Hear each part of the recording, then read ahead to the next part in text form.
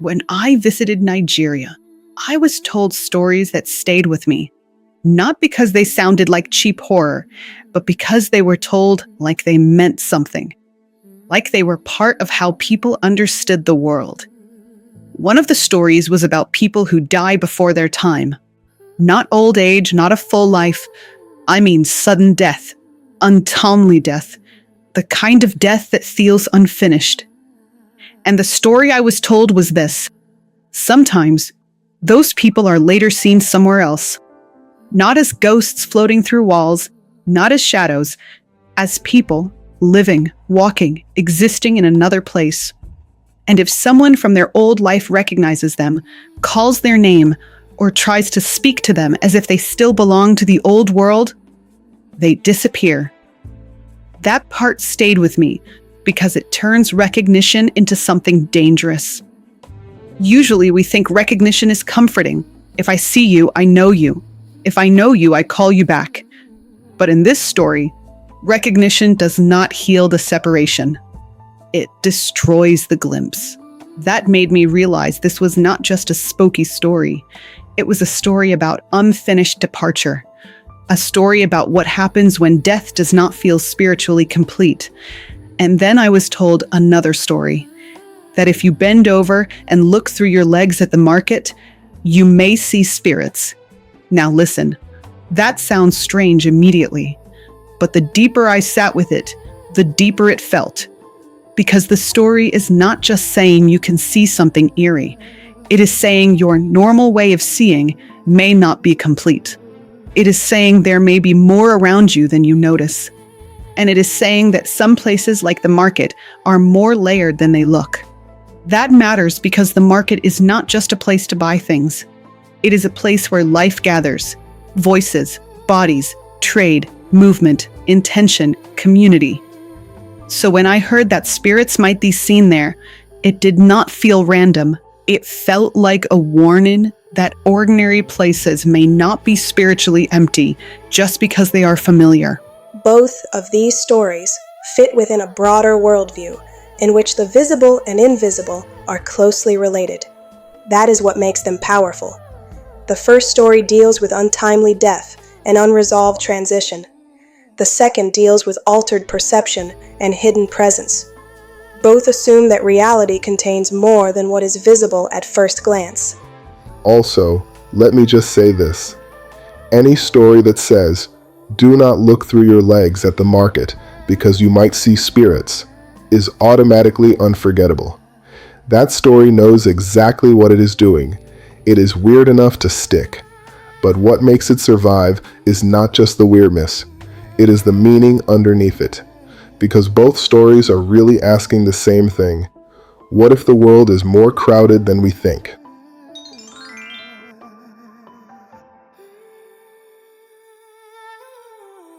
Let's stay with that first story for a minute. The story about people who die too soon and are later seen somewhere else. The more I thought about it, the more I realized it is not really about ghosts first. It is about interruption. It is about a life ending in a way that feels wrong. There is a difference between death as completion and death as disruption. And many cultures take that difference seriously. Some deaths feel settled, others feel unfinished. That is what this story captures. Because when someone dies suddenly, grief does not always behave neatly. The mind keeps expecting them. You think you hear them, you think you see them. You dream them alive. You imagine them somewhere continuing. And this story gives that feeling a spiritual shape. It says maybe that person is not fully gone in the clean way people want to believe. Maybe they are still somewhere. Maybe they are in another location, still existing. But if someone from the old world recognizes them, the glimpse collapses. They disappear. That is what makes the story so sad. It gives you hope for 1 second, then it takes it away. I think that is why the story hits so hard. Because grief does the same thing. It gives you a glimpse, then takes it back. You hear a voice in your memory. You see a familiar walk in a crowd. You wake up from a dream where they were still alive. And then the world reminds you they are gone. So whether someone hears this story literally or symbolically, it is doing something emotionally intelligent. It is maiming the strange instability of sudden loss. It is also drawing a boundary. The dead may not be absent in the way we think, but the living are not free to pull them back. That is what recognition does in a story. Recognition crosses a line, and once that line is crossed, the figure vanishes. Recognition is powerful in many spiritual traditions. It is not just noticing, it is naming, restoring identity, reconnecting someone to a previous place in the world. That may be why recognition becomes dangerous in the story. The figure can remain visible only while suspended outside ordinary relationship. Once the old identity is restored, the condition breaks. In plain language, the story is saying, you may get a glimpse, you do not get them back. And that is brutal, but it is also wise, because old stories are often less interested in giving comfort than in teaching boundaries. So, when I heard this in Nigeria, I did not just hear a ghost story.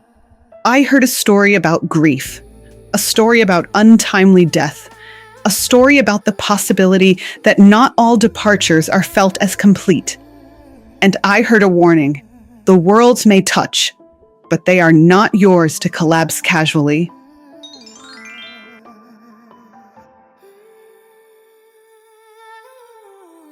Now, let's talk about the market story, because this one fascinated me for a different reason. I was told that if you bend over and look through your legs at the market, you may see spirits. At first, that sounds almost playful, almost like a dare. But the symbolism is deep. The market is a place of movement and exchange.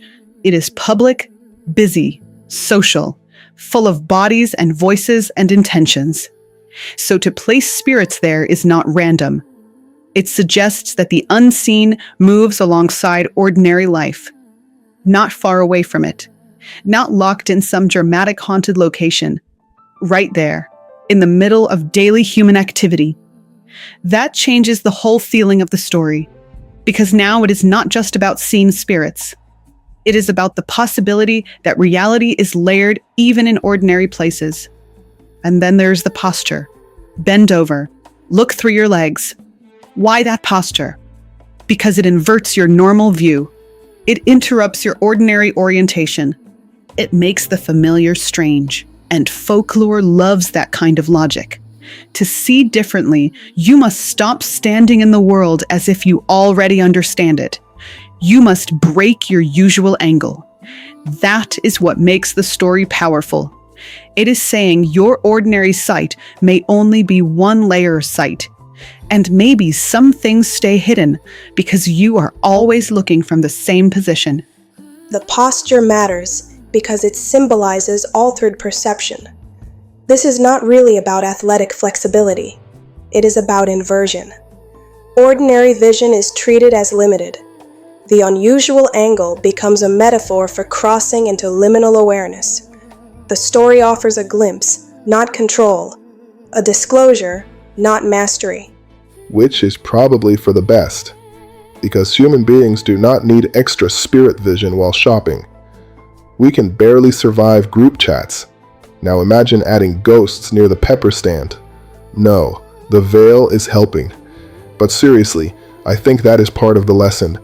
Not everything hidden is hidden to oppress you. Some things are hidden to protect you. And I want to be careful here. I am not claiming I found one formal source that says this exact market story is a universal documented Igbo belief. I did not.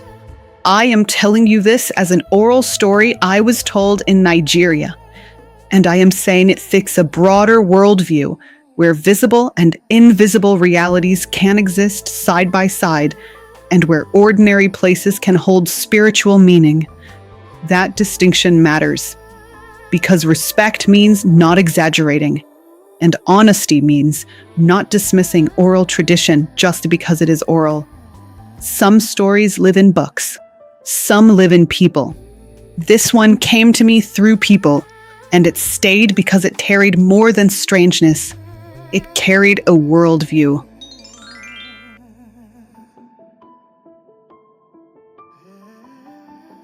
The more I thought about these stories, the more I realized they are not really separate. One is about untimely death and recognition. The other is about altered sight and spirits in the market. But underneath, both are about the same thing: boundaries. Both stories assume the world has layers. Both suggest that the visible world is not the whole world. Both warn that crossing between layers is possible, but unstable. And both teach humility. That is why they belong together. They also matter now because modern people are very quick to flatten anything they cannot measure. If it is not proven on command, some people call it nonsense. But human beings do not live by measurement alone. We live by memory, by grief, by warning, by inherited speech, by intuition, by story. That does not mean every story must be taken literally, but it does mean stories can carry truth, even when they are oral, local, symbolic, or variable. That is part of what I respect about these stories. They do not hand you a clean answer. They hand you a posture. Be careful. Be humble. Do not assume ordinary sight is complete. Do not assume the dead are absent in the simple way modern culture pretends. These stories function as containers. They hold grief, metaphysics, caution, and social memory all at once. That is one reason oral traditions endure.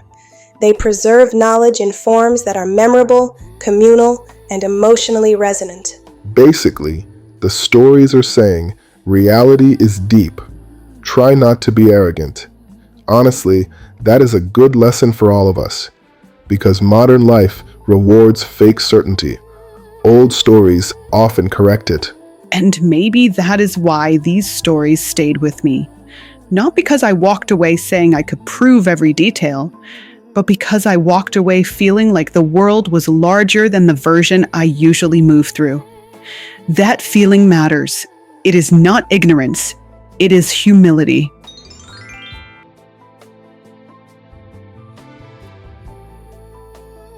So, what did I actually bring home with me from Nigeria? Not proof, not certainty, respect. Respect for oral tradition. Respect for the fact that stories can carry philosophy. Respect for the possibility that inherited warnings are sometimes doing deeper work than they first appear to be doing.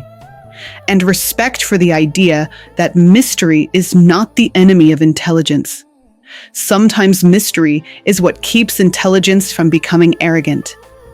I also think hearing these stories in Nigeria mattered because place matters. There is something different about hearing a story where it belongs. Not because the location magically proves it, but because place gives a story texture. You feel the atmosphere around it. You feel that it belongs to people, not just content. A story heard online is information. A story heard in place can become encounter. That was the difference for me.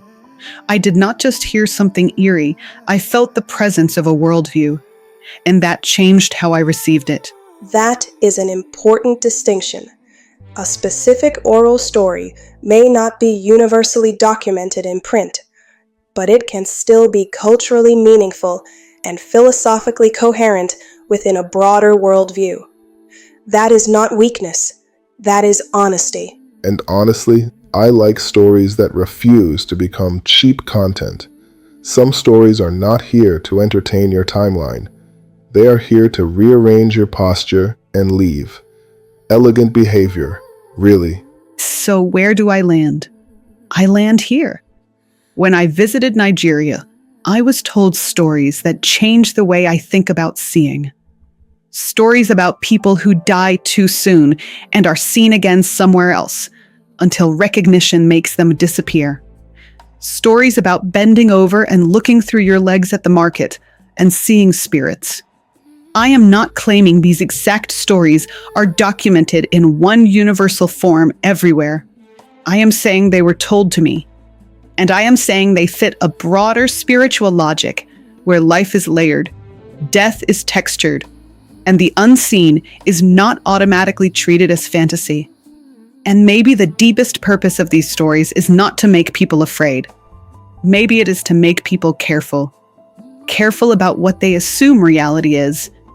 Careful about how casually they treat mystery. Careful about the dead. Careful about curiosity without reverence.